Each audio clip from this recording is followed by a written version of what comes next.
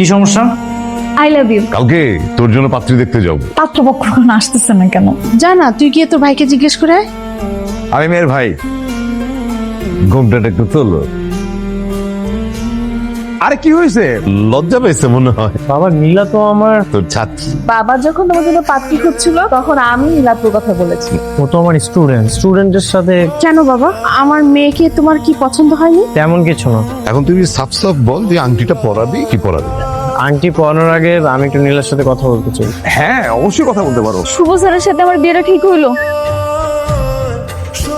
আঁচল কামড়াচ্ছ কেন? সারাদিন কিছু খাওনি?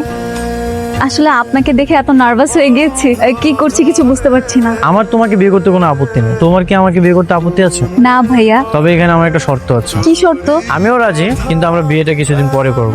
আমার কোনো অসুবিধা নেই, আপাতত আমরা কয়টা দিন প্রেম করি, তারপর না হয় বিয়ে করবো। হ্যাঁ, আসসালামু আলাইকুম।